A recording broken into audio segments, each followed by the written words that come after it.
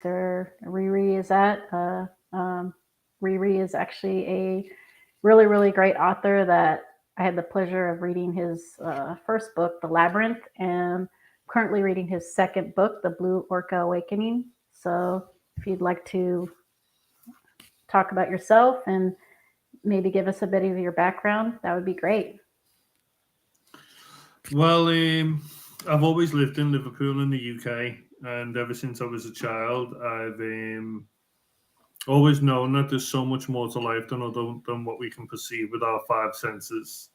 I've always been aware that there were hidden realms beyond them. From a very young age, I had the awareness that there is some kind of intelligence within and all around us that some people call God, although I didn't really resonate with the religious kind of perspective of it. And I was always aware of extraterrestrials as well. For some reason, when I was a kid, just nobody had to tell me extraterrestrials existed.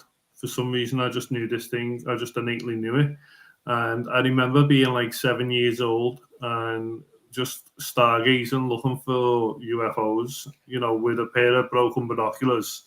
It weren't very good. And, I did see quite a few craft even then. And a lot of people would shrug it off saying, oh, it's just a star, and blah, blah, blah, whatever. But then obviously growing up in this world, we kind of lose our way, don't we? The influence of society, and especially during our teenage years, I sense that, our conditioning really gets reinforced during those years, going in school and, being around friends, etc. And I went through a really dark tunnel, to be honest. I've always been a kind of creative kind of kid. When I was a kid, um, I used to write short stories. I was obsessed with space. I had a big poster of all the planets on my wall when I was a kid, my bedroom wall. But then, I lost my way, like everybody else does, really. Well, most people. And by the time I was 14, as a result of, the people who I was associating with back then, I'm not blaming them. I take full responsibility for it, but obviously their influence was a factor. I started taking drugs, and drinking all the time. Just 14 years of age. This is so young. The brain isn't even fully developed yet, and there's me taking drugs and ecstasy and smoking weed and drinking 3 or 4 times a week. And eventually when I got to around 18, that went onto cocaine as well. So I was on that for a while. And this like kind of just fuck it kind of lifestyle, this binging, I guess, drug and alcohol binging lasted for nearly a decade. So 9 years it was, until I'd finally had enough. I'd realised that I could no longer ignore the yearnings and the screaming of my inner child, because there was so many times during that, when I'd get in around 4 or 5 a.m. after partying or whatever. I was still living with my parents at the time, and while I was laying in bed, my conscience was just telling me, you've got so much more inside of you. What the hell are you doing to yourself? You've got to break free of all this. So in that sense, the inner critic helped me, because it made me realize, that I was living beneath myself majorly, and it all come to, it all come to a point when in January 2010, I came home from a party, and I was, doing the usual thing, just grabbed a bottle of water out the fridge and went to bed, trying to sleep. And, the voice was a lot louder this time. It was so loud. And it triggered me. It actually triggered me this time into a huge panic attack where I just couldn't even breathe properly. I ran into my mother's bedroom screaming, help, help.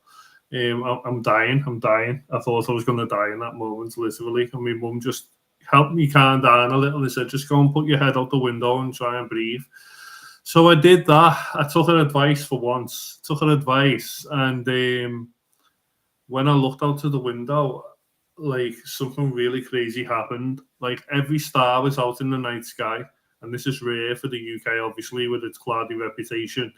But every star was out. I could see Orion, I could see Sirius, I could see all these different stars. But at the time, I didn't know which star was which. But when I looked at Sirius, for some reason, because it's the brightest star in the sky, so it's really luminescent. The moment I looked at Sirius, something was just triggered in me. It's almost as if the light itself activated me, and I felt this just huge surge of power. Like, that's all I can describe it. Just, I've never felt anything like it since. Like, this huge surge of just determination and power. And I knew in that moment that my life was at a crossroads. It was either change and go down a timeline of evolution and, transformation, basically, or continue my own ways and probably kill myself eventually. And thankfully, I took the latter. I mean, the former, should I say. I took the high road, I guess, and I went to bed with that determination at the forefront of my perception. And I woke up a completely different person. I had no cravings anymore. I had no, just no cravings for that kind of a lifestyle anymore. It all just completely gone. Like, I'd made a tremendous jump, a tremendous shift. And obviously, I still had things to deal with. I had to come to terms with, why I was on drugs in the first place, how I was running away from myself, so I had to confront all that afterwards, but yeah, I haven't had any craving for anything like that ever since, and that was over 13 years ago. So the whole experience was really transformative for me. And then a few months later, my Kundalini awoken. That was crazy. I had out of body experiences and multidimensional beings visiting me and everything. And that was kind of crazy. 2010 was an insane year for me because that's when everything was just, things started to calm down a little in 2011. But I was still grounded in my spirituality. And then I met, one of my teachers, who goes by the name of Ritu. She's a spiritual master from India. She teaches yoga meditation, and I'm one of her disciples. So I met her as well. She gave me some meditation techniques which could, help me really ground this new energy that I discovered in myself. So I've been practicing yoga and meditation as well since then, which has only heightened my awareness. And really, my trajectory to all of this has been really unique. I did have to hit rock bottom. I'll admit that. I had to hit rock bottom in order to make these changes. It's not necessary, but it is for most of us, to be honest. It is for most people. Not for everyone. Some people are special, but me, I'm just like everyone else. But at least I had the courage to jump from the bottom and then, climb my way back up to the top. And then fast forward, 13 or so years later, I've obviously got 2 books published. I'm also an astrologer now. So I've kind of went full circle, if you think about it, because when I was a kid, I used to write stories, I used to write books, and I was always also obsessed with space. I'm pretty much doing the exact same thing that I used to do as a kid. I write stories, I write books, and now I'm still obsessed with space in the form of astrology. So, I've actually come full circle in that sense. And I believe that the things that we do as a child at times can give us a clue and an insight as to our destiny and purpose in life, because when we come into this world as a child, we come in with the awareness of our soul not being so tampered by the influence of society, basically. So, we're more in tune with that. And that's why when we're kids, we just know what we love to do. But obviously the influence of society gets in the way as well of that. So it's really about coming full circle and finding yourself. And that's why even on my logo, you see that blue circle thing, because I do sincerely think that I've come full circle. And my job now is to help others do the same. That's Yeah. that's beautiful. I almost don't know what to say to that. That's really beautiful that your spiritual awakening is just that powerful that you literally felt like a lightning bolt go through you and change you overnight, where you were like almost instantly sober the next day. Like I don't know if I've ever heard anyone say anything like that. So good for you. I do feel lucky. I feel lucky, I am lucky. I'm very blessed. I think something intervened. Maybe it was another aspect of myself. Yeah. because my Kundalini awakening was also triggered by a multi-dimensional aspect of myself as well. When I come into contact with him, my Kundalini went woof. So, I think I've had some extraterrestrial intervention, maybe, for sure. And I'm also working with that extraterrestrial being in the projects that I'm doing as well. That's why I call myself Rei Rei. I'm Rei and he's Rei as well. He calls himself Rei. So it's like a collaboration of me and him, basically, when he channels through me as well. So that's where the Rei Rei comes from.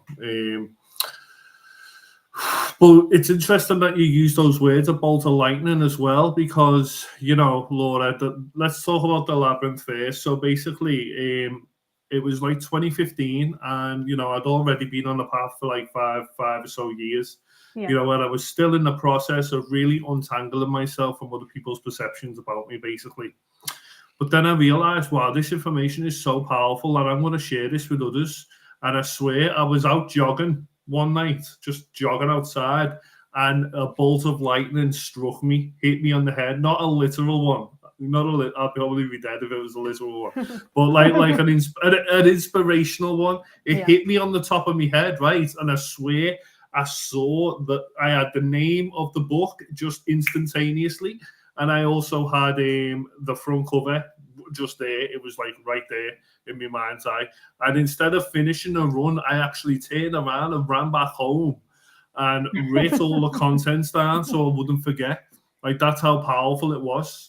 Yeah, like almost like a flash that was a download instantly, and you're like, oh, let me run home and write it or text it, so I'm not forgetting in 20 minutes of my run.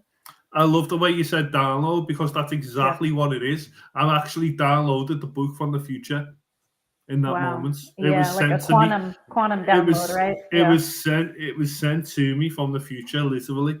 Yeah, I do believe that. From your future self, right?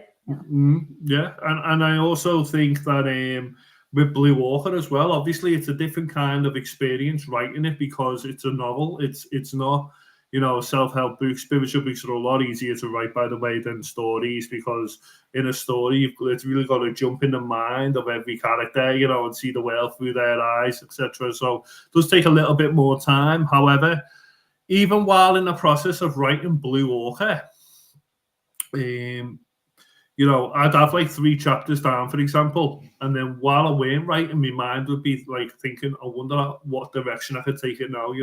Should I do this? Should I do that? But the moment I sat down at the computer to write, something greater than I ever thought of would just automatically pour through me. And again, I think it's because I'm downloading the story from the future and that it already exists. And really, that's what all inspiration is, because everything exists now. Everything. So, even the things we haven't created yet still exist now, and we can download them, when we're in that state. And that's really what inspiration is. It's connected to spirit, which is beyond linear space and time in your perception. That's beautiful. Yes. I truly have a few experiences with that. And and it is real. It's kind of like when you get in the flow of things, you're literally more riding the wave rather than fighting against it. And when you get to that flow, then you do have brilliant downloads like what you're describing. And the first book that I read was your book, The Labyrinth, that you're describing. And I'm very, very impressed that it came from such a young man as yourself. And I think it took me a year to read it, between work and, having a kid. Yeah. That I think it took me from August 2021 to literally to August 2022. But I love that you can flip to any page and start at any chapter. So one chapter might be about free will, and another chapter might be about God. And so it's really, really fun, and it's really easy to get into it. And you can actually meditate on one chapter and, kind of absorb the information. And I think it's like 2,000 Kindle pages. So it took me quite some time to read, but it's well worth the read. I recommend it. So if you want to just go through that process for a bit of, how you came up with it, how long it took you to download, I guess, from the future, this brilliant, book, because I'm really impressed. Well, it took me a couple of years to get it all done, to be honest. It was my first book, so the writing process was new to me at the time. I didn't really know what kind of writer I was. So, the editing process is it is grueling at times. Not so much anymore for me. It was at first. It was like a chore, but now I enjoy it. Swami Kriyananda, who's one of the direct disciples of Yogananda, who's someone who I, watch a lot. He wrote like 94 books or something, so he's always talking about the creative state and the inspiration but he says that editing is like plumbing. You're just fitting the right words in the sentence so it flows smoothly, and that's something I really took on board. I'll be honest though, the first version of the Labyrinth come out in 2018, and I published it. I made a huge mistake, right? So basically, I published the book, and I opened it, and I received like a box of them. When you first publish the book, the company sends you like 30 copies just to give to people, etc. I received a box of the books, and I opened it, and I just didn't like what I was seeing. There was just errors everywhere, like literally everywhere. And I was like, holy shit, this book was not ready. So I had to fucking basically rewrite the entire thing again. So the finished version of the Labyrinth actually only came out in 2019. No, sorry, it weren't. It was 2021. I think you have the one with the blue labyrinth on the front. That's the one you've got, isn't it? Yes. Yes. Yeah, I have this version on. I don't think you could see on my because I have this background, but yes, I have the new version. Got it here. Kindle. I've got it here. Version. Sorry, I only have the electronic one. Yeah, but this is it here. So basically, that one. This is it. There's even a couple of mistakes in that, like a couple of missing words, but it's minuscule, and I'm not even bothered because being a writer, I've also realised that nearly every book I pick up, I see little mistakes sometimes. It's just so hard at times because you're working with so many words, and I didn't pay for an editor. I had to do it all myself, basically. Back then I couldn't really afford to pay for an editor, so but yeah, it was a fun experience, and it was something that really, that experience of messing up basically my first book and having to redo it again, is something that will save me in the future, I'm sure, because I'm not going to publish anything before it's ready. I need to take my own advice and trust in divine time. And basically, I was in a bit of a rush, to be honest. So, yeah. Okay. I mean, it's still brilliant, and if there were any mistakes, I either didn't notice them or there were very few. And I'm one of those people that sometimes I'll see them, and I'm like, okay, 2 or 3, fine. But if I see like another book I read recently, I won't say the name, but I saw 25 to 30 mistakes, and it was only a couple hundred pages. I'm like, okay, they should have had an editor, or someone that just read in English. No, I mean, the irony is, even the first copy, the first version, most people didn't even notice, but I noticed, and it was torturing me, so I just had to rewrite the entire thing and re-release it. So that's what I've done, and it's saving people a lot. I actually, on my website, if you check out my website, I have an astrology reading called the Self-Mastery Reading, and it's really popular lately. People are loving it. But basically, you get a free copy of this with the reading, and I tie all of your planetary challenges. Basically, I go through all of your planets in your chart, so your sun, your moon, your Mercury, etc. And what I do is the challenges inherent within your particular sun placements, etc. I tie those challenges to certain chapters in the Labyrinth. So after the end of it, I'll say, for more information, please read the challenges and emotions and mind chapters of the Labyrinth as well, just to give you more guidance and insight. So I've actually tied this book to my readings now as well, so people are loving that aspect of it as well. That's great. And I'm sorry, is that called the Future Self Reading? No, it's called the Self-Mastery Reading. Oh, the Self-Mastery. Okay, I'm thinking of another one. Yeah, the Future Self Builder is basically to help you shift consciously to another timeline. Yeah, like I did, basically. Yeah, I mean, you can teleport to a better place, or maybe not so much a better place, right? It's your choice, with manifesting. So I love that. I love that you, like you said, that could have gone down a not so good route, mental health and everything, but you didn't do that.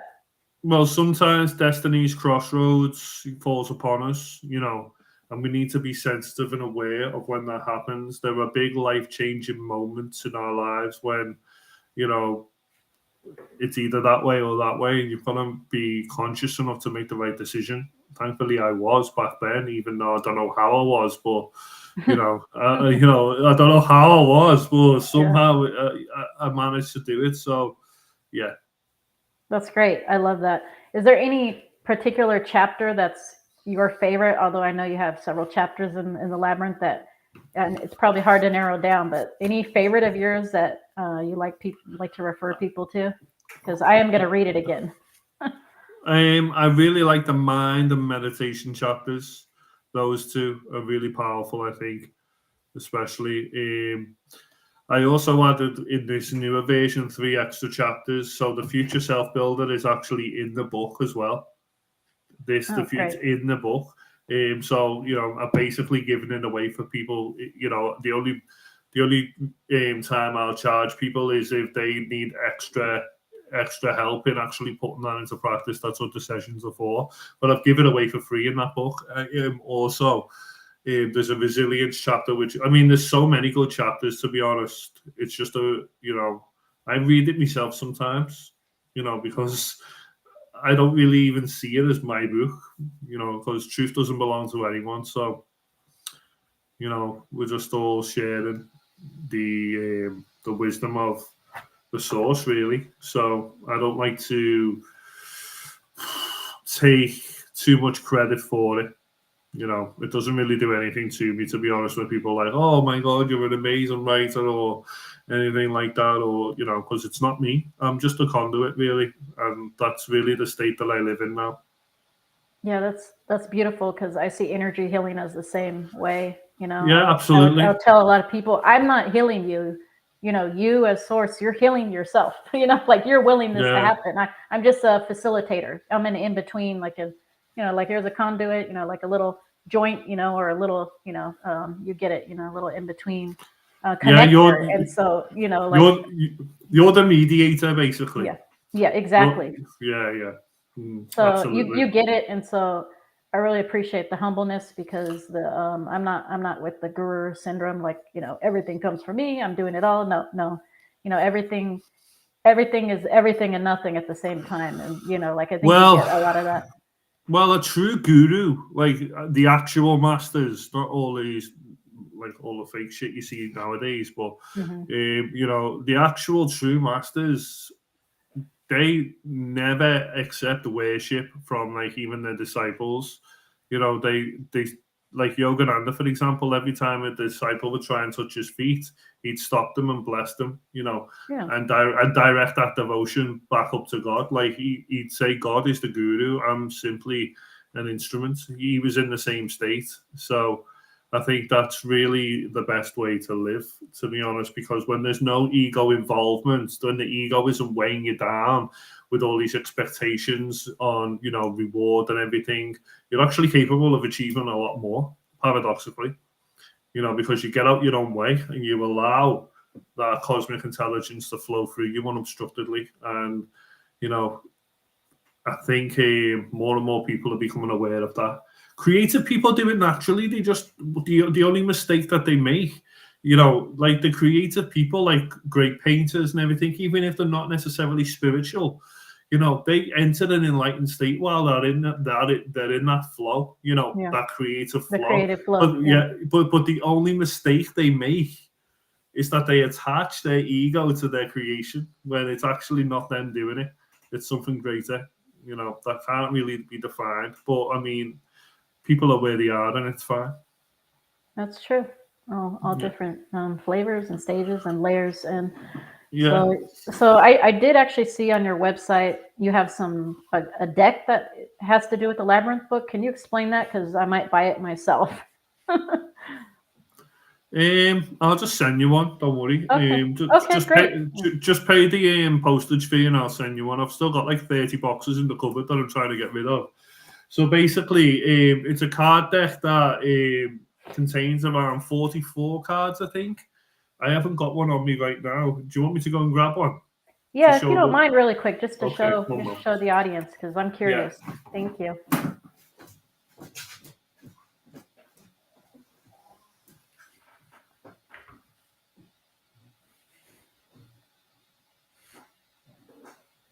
Look in the chat.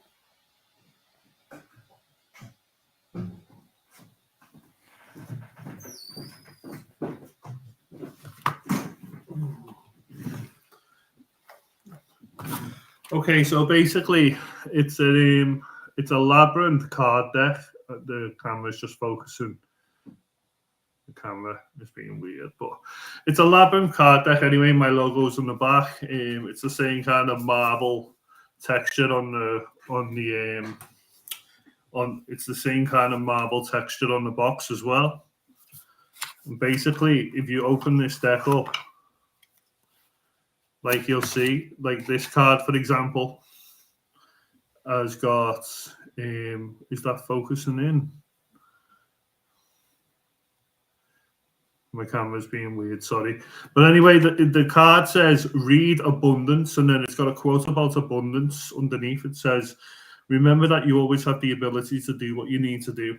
Right. So basically, this card deck has chapters on that you need to read. So basically, you just shuffle them, and whatever card you draw, it directs you to a certain chapter in the labyrinth that you need to read.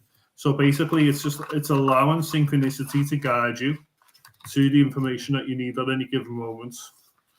And that's really what the card deck's all about.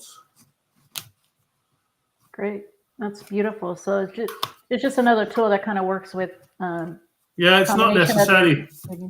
It's not necessary, but it's just I just thought that creative for fun, really. Yeah. I really love decks, so I collect a few. So I was like, I think I need to get the deck because I had the card and I got the reading, and now I need the deck. Well, if you wanted that deck, you're more than welcome to have it. Thank you. Really appreciate that. Yeah. So let's move on to your second book, which is The Blue Orca Awakening, and I'm actually I think exactly halfway through, and I'm really enjoying it. It's a different style and flavor than the Labyrinth, but I actually appreciate both. So if you want to get into how this baby was born and how your future self downloaded it, how your future self gave it to yourself.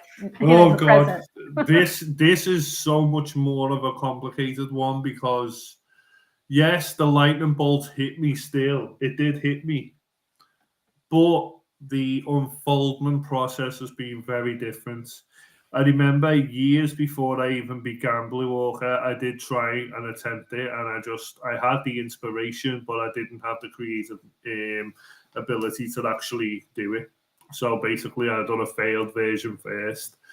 A few years later, I thought, this is it, I'm going to do it. And the first character that actually came to me was Cherry.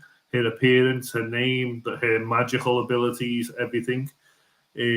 Cherry came to me, and you know what? I've dreamed about Cherry a few times, and I do have a suspicion that she may be an extraterrestrial being that I'm channeling. Some of the characters could be actually real entities, like sincerely, I believe it. So basically, the Labyrinth is just me telling you how to live your life, really, in a kind of Eckhart Tolle kind of way. And I thought, you know what? Even though some people need that, and I appreciate it, and people love the book, and I've done well with it, and I'm definitely going to write more of those types of books in the future.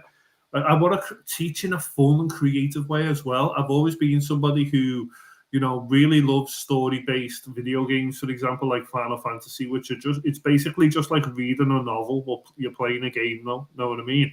Yeah. And like I've drawn a lot of inspiration from them. I've drawn inspiration from some of the anime that I've watched over the years as well.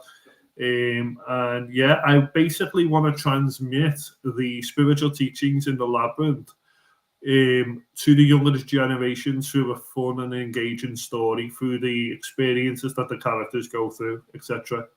So I'm actually waiting for Amazon to approve my paperback version of the book, which should be very, very soon.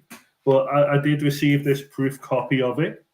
So this one can't be sold because it's got like proof copy here, so it can't be sold, but it looks really good. Let me just show one of the inner pictures. Is that all self-published? You do that Look. yourself, the self-publishing? Look, see, like there's one of the Yeah. pictures there. You know, it looks awesome. So That's beautiful. yeah, it's completely self-published. So whenever you figure out, I mean, whenever you finish your book, I'll guide you through that process if you need a bit of help with it. It's really not that hard, so don't worry. But it's definitely worth self-publishing. I didn't self-publish my first book, The Labyrinth. I actually had to pay £2,000 for a company to publish it for me. I was just completely green going into the publishing industry. I didn't know anything about it, you know. So basically, I had to, with help from my mother as well, God bless her, you know, I am repaying her back, you know, nowadays that I'm a lot more financially stable. She helped me get The Labyrinth published, which I'll never forget, obviously. But it's just not worth doing that. Most companies are just trying to basically get all your money. Like every time I sell a copy of The Labyrinth, I'll make like £1.20. Not even that. Like yeah. But you know, like I've only just about made the money that I paid initially. You know, with The Labyrinth. I'm just about entering into the profit zone now. A few years later, so. Self-publishing is definitely the way forward. The key, Laura, is to build a following first. Okay, so you've got people who admire your work and the things that you do, so that when you actually do publish, the people who are willing to buy it immediately, you know. So that's what you need to focus on as well while you're in the process of writing the book.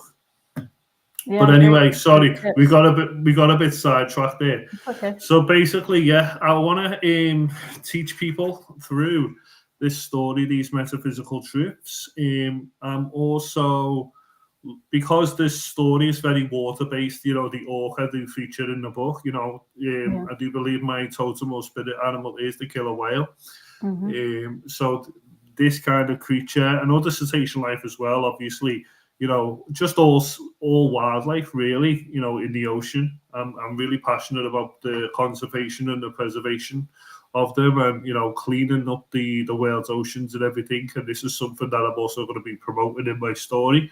I have been in touch with a Dolphin and Whale Preservation Society, and I actually adopted one of their orcas the other day called Holly, and they sent me this little thing with an orca tail, and they also sent me this bag with like whales and everything on it, which is really cool. Yeah, that's cute. That's so nice that you did that. And you know, but I'm also like I got this big package and like a magazine and everything in it. Like I only received those today, so I'm going to be reading them tonight. But I'm also donating 10% of all my earnings of Blue Orca Awakening to this particular charity as well. So, you know, because I'm really passionate about these beings, and yeah. But what I'm going to be doing, I've chosen the WDC charity for the first volume, and in the second volume, I'm going to be choosing another dolphin and whale charity. So, like, even though the second volume will be out, WCDC, for example, will be still be earning 10% from the first volume. So I'm hoping to hit as many as I can, basically, with these donations, and hopefully I can help make a little bit of a change, and you know, also inspire the younger generations to want to go out and clean our oceans, and to want to go out and look after the earth in a better way. So that's also something I want to do through this story, not just teach, but also inspire. I totally agree with that, and I really love that. That's beautiful. I love the serious connection.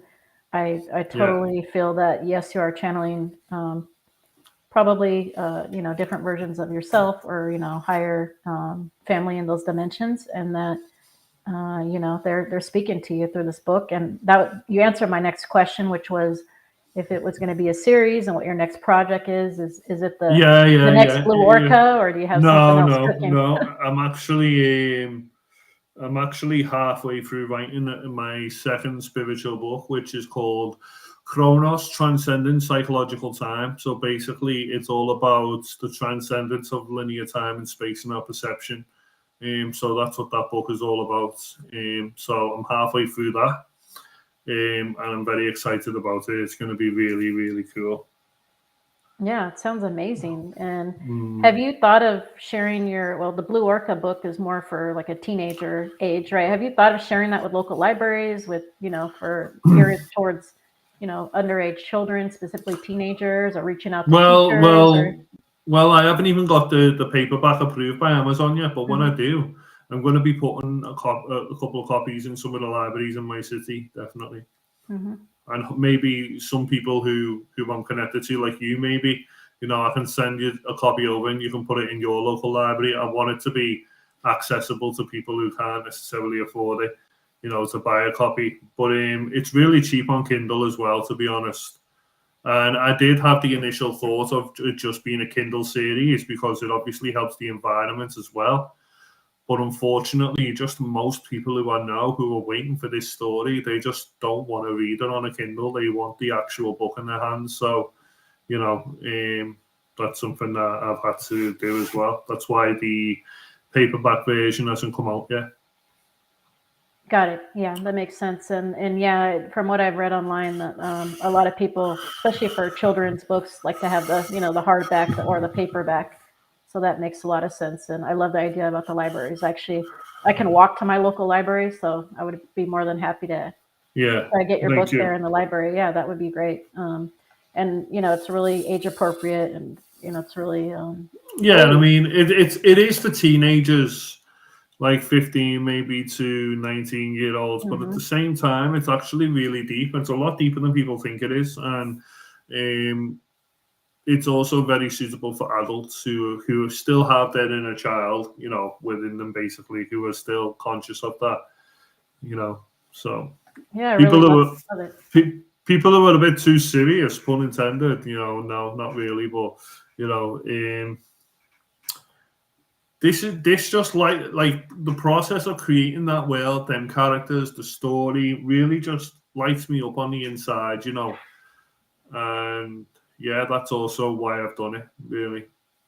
Yeah, it's beautiful. It's also being open and basically exposing your inner self, from within out, if that makes sense. And Well, that yeah, you're sharing because it with the world, because you could keep it to yourself, which we don't want you to do. We want we want to partake in the beautiful books that you write, but so you have to that's the have a certain thing. amount of courage to get to Mm, that point where you feel well, comfortable doing that. yeah, because a lot of people, how many people take amazing ideas to the grave with them, Exactly. because they lack the inclination to act upon their inspirations. And, you know, I'll be honest, I didn't start to be productively creative fully. I was when I was a child, yeah, but then I went through all that craziness. But I didn't really start to be productively creative until I hit around the age of 30, to be honest. Hmm. And that's when I just stopped giving a fuck. You know, at the end of the day, if you do struggle, if you're watching this now and you're struggling with creative doubts, one thing to remember that may help you is that no one thing is for everyone. You can name the greatest movie of all time, the greatest book of all time, the greatest painting or whatever, piece of music, whatever it is, right? There's always going to be somebody who's just not into it. And the only thing you need to focus on are those who are. And if some people offer you some criticism as well, take that constructively, and use it to improve yourself if you feel that what they're saying is true. And yeah, it does require you to be a little thick skinned, absolutely. Like, for example, I'm hitting nearly 60 reviews on the Labyrinth on Amazon now, and like 50, I think 55 of them are 5-star reviews. One's a 4-star review, and I think there's one-star review. Right, just one. But when I got that, some guy in Australia was basically like, "This guy is full of crap. He's just quoting other people, not really saying anything Mm. meaningful, etc." And I'm just like, whatever. He's just not ready to receive that information, and that's fine. Yeah. So I didn't take that personally. I mean, maybe it did trigger me a little initially, but I'm like, fuck it. You know, I mean, it's always going to happen. So it doesn't really matter. So don't let that hold you back, basically. If you have something that inspires you and you have the ability to actually act upon it, then do it. Because that's how the divine wishes to work through you in particular. the divine channels through everybody in a unique way. Every ego is its own unique expression. And yeah, Blue Orca is one of the ways that it's worked through me. So, and like you said, it is exposing my inner world. It is exposing what the things I love and the things I'm passionate about. They're all encoded within that story, and it can be a place of great vulnerability on it in a sense. But to be honest, it's not something that I've even thought of when I published this one. I don't. At the end of the day, it's not even so. I mean, I do care if people like it, Yeah, of course. But obviously, and I always ask people who their favorite character is, etc. And I'm really interested to hear their responses in that. But at the same time, it's not going to kill me if they don't. So yeah, great.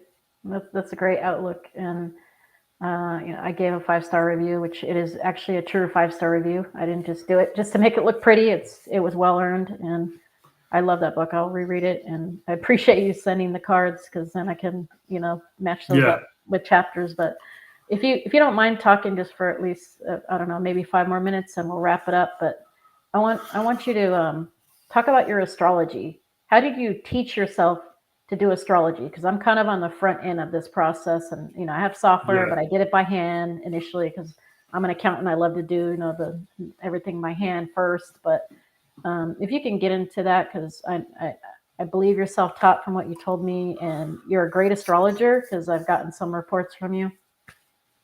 Well, I mean, the key ingredient is passion. Okay, if you're truly passionate about something, you will walk to the ends of the earth to learn that skill set. And that's really what happened with me.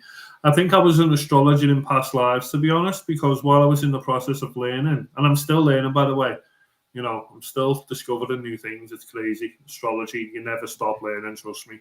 But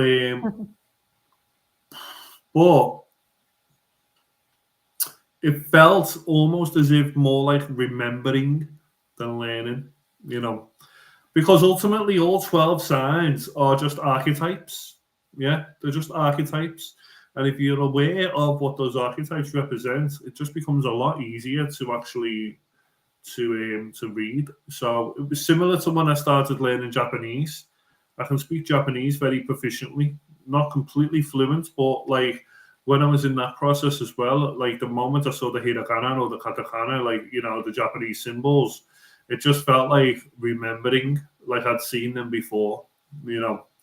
So the things that you're passionate about definitely just stick to the brain like glue.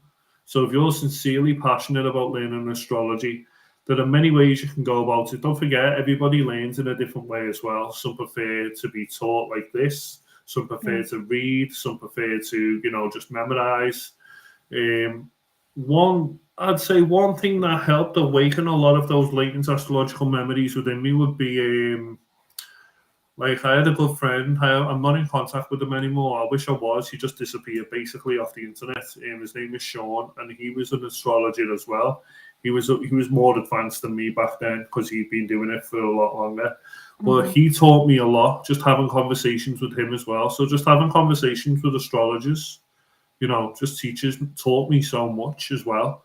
But obviously reading different books as well. There's many resources that you can find nowadays to teach you. I think the start of mastering astrology, the initial process is memorization. You need to memorize what the planets represent, what the signs are, what their rulers are, what houses they rule. Just that memorization, that can be a bit tedious at first, but that is the first part, because once you've actually got all of that memorized in your brain, you see what a lot of people don't understand about astrology is you're reading the heavens, right? So basically, it is channeling still. You're channeling that with that guidance. You're channeling what the stars are saying. But if the right components are already in your brain, i.e. the memorization, then that channeling can work through those grooves within your neural net, so it's so synchronistic and it like just connects everything. It's so hard to even put into words just how amazing astrology actually is when you actually can do it properly. Like, it's just sublime. Honestly, I love it. Yeah, that's beautiful, and you're awesome at it. And I might check out your report. That well, you have a report that comes with your book. Do you have a report that comes with the deck too? I thought I saw that before. Am I just imagining that? No, not with the deck. No, Okay. no, because Okay. it's just so much to ship. You see, Yeah. like most of my clients are either I've got clients in Dubai, Australia, the US. So I'm just on this little island, called England, and Yeah. it's just I'm just so remote and far away from everybody. You know, so shipping fees nowadays are a bit tedious, to be honest, with the inflation and everything. So Yeah. when people want a copy of the Labyrinth, if they are in the US and they get the self mastery reading, I just give them the money to buy it on Amazon for themselves instead of me shipping a copy, because it would just wouldn't be any point. It'd be Yeah. cheaper for them just to get a copy on Amazon delivered to the home, because it's printed in the US as well. So, but for people in the UK, they're fortunate enough they can get the signed copy, and it's very cheap for me to send it here. So yeah. Well, thank you for coming on. If there's anything in closing that you want to add, or any new projects or any exciting things you want to talk about in the new year, please do so. The only thing I want to add is this. From an astrological perspective, okay, so basically something tremendous is about to happen within the next year or so, okay? Hmm. Collectively, some huge shift is about to occur. I'm not saying that one day everyone's just going to wake up and they can suddenly fly and everyone's just enlightened. Nothing like that at all. Yeah. No, right? No. But what's going to happen is Pluto is going to move into Aquarius this year. And he's kind of going to dip his toes into that energy just for 3 months, and then he's going to go retrograde, and then he's going to move back into Capricorn. But then the year after, 2024, he's going to be in Pluto for the next 18 years. And I Ooh. mean, Aquarius for the next 18 Oh. years after it. So it's a huge shift, okay? Now, Capricorn energy, which what we've been subject to on a Plutonian level, because Pluto is the outermost planet, right? So he represents the collective, not really an individual, collectively, So it's the collective and generational planet of the zodiac. And while he's been in Capricorn, we've been seeing old systems failing, old systems falling, traditions falling, even things like pedophilia in the Catholic Church has been revealed. Like so many sickening things have been revealed to us about how our society functions, how the government functions as well, how corrupt it is. The corruptions in politics, everything has been revealed while Pluto has been in Capricorn, from that kind of sense, right? But as it moves into Aquarius, things are going to shift from a past and traditional perspective to the future, okay? And you can quote me on this, right? And I don't care if it's 10, 15 years later, you come back and watch this video and said, Ray Ray said that, you can quote me on this. Open contact with extraterrestrials will happen while Pluto is in Aquarius. I guarantee it. It will happen within the next 18, 19 years at some point. It's already happening for people all over the world on an individual basis. People are seeing them. People are doing CE5, seeing them in the sky and everything. Mm-hmm. And you work for the Fed, so I need to be careful here. But Actually, technically not anymore. I'm going to yeah, state. yeah. But like, I need to be careful here. Sorry, but really, it's going to happen very soon, and people need to prepare for that. Because once that happens, a lot of people's paradigms are about to be shattered, right? So when Pluto moves into Aquarius next year, that it's game on basically. So you need to have your mind and your perception in the right place. That's all I'm going to say. Don't allow yourself to be confined by the past anymore, because we need to be really moving towards the future now. Everyone's saying in these spiritual and new age, circles that we're in the age of Aquarius, yay, right? without really realizing what that means, right? But No, they don't. But at the same time, that's really going to reinforce and be made more apparent while Pluto moves into Aquarius. Pluto will be in Aquarius for the next 18 years, and that is going to be hugely significant. I'm not sure if you're aware of Bashar.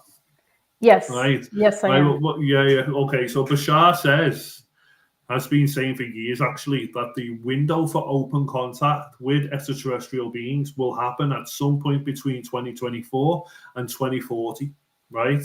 Yeah. And isn't that ironic that Pluto enters into Aquarius fully in 2024 as well?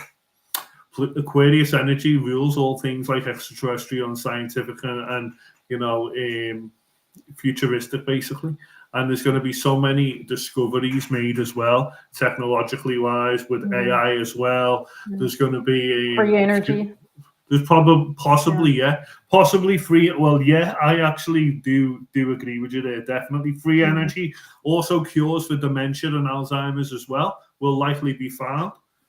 Even just as Pluto is edging towards Aquarius, they've already found a drug that significantly slows Alzheimer's down. When he was testing it, and it works successfully on people. So, like conditions like that as well will also be cured as well, definitely. So it's a very exciting time to be alive, indeed. So get ready. Yeah, it is, and actually, it's gonna kind of feel like you're in the DeLorean, literally zooming towards the future. Like honestly. Yeah. Now, what about med beds? Because you said, I think that falls in there somewhere with technology. Because I'm seeing a whole lot of videos now about med beds. It's like a big thing right now. Well, let me just quote Dr. Emmett Brown when he said, "When this baby goes up to 88 miles an hour, you're gonna see some serious shit."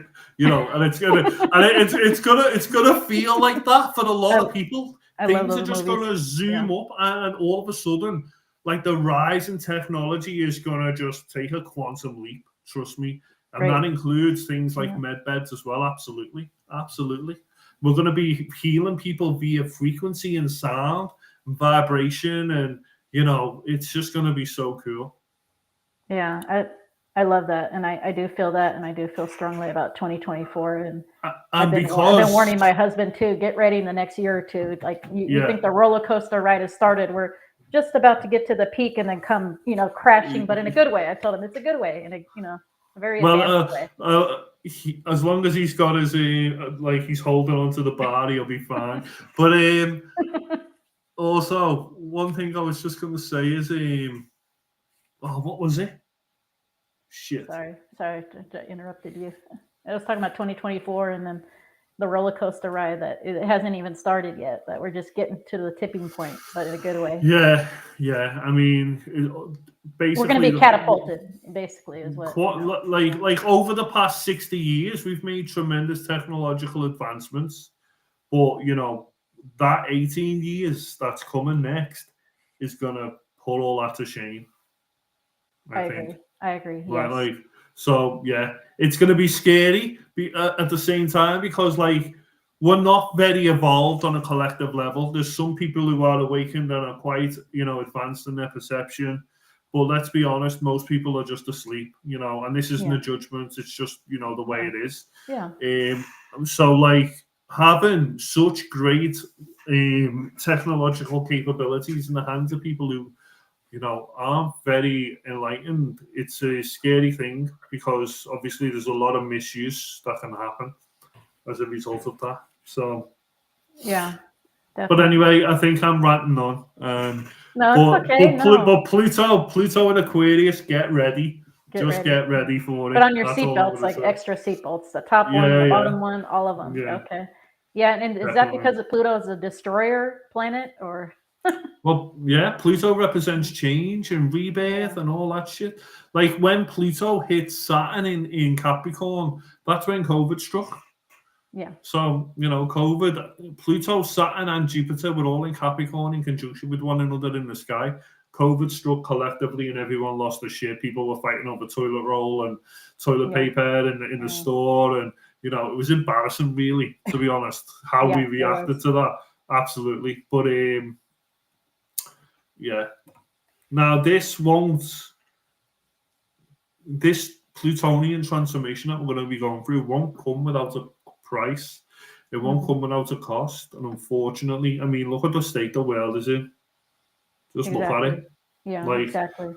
Look at the war that's happening. There may be some kind of war as well. Let's be 1:30. honest. Yeah, There could be. I mean, that is a possibility. I mean, we always seem to be on the brink, don't we, of it? exactly. Yeah, Without, just you know the what I edge of mean? it, the edge of the Yeah, yeah, razor. Yeah, yeah. Without actually going over there, but like maybe in the future. I mean, I just hope we don't like a Terminator thing doesn't happen, where the AI just turns on us. Like that is also a possibility. yeah, Definitely. it is. I hope not, but we'll see. So if we can collectively come together a bit, I think we can steer clear of that. But thank you so much for your time, Ray Ray, and Yeah, you're an amazing person and amazing author. You're a creative person. Thank you for sharing your creativity with us. There are a lot of people that go to the grave, like you said, don't share one drop or 1 ounce of it, which is a shame. And thank you for having that courage and being open. And I thank you for telling your story of sobriety and awakening. You didn't have to describe everything, and you describe it beautiful. And I look forward yeah, to all your projects. I put your links down in the chat. I have your website up there and both of your book links to Amazon. And yeah, I look forward to your next book with Blue Orca. And I hope you have a great yeah. night. I know it's pretty late over there, so thank you for It's coming on. fine. Yeah, It's fine. Thank you so much for having me. It was a pleasure. Take care. you're welcome. You take care too. Bye for now.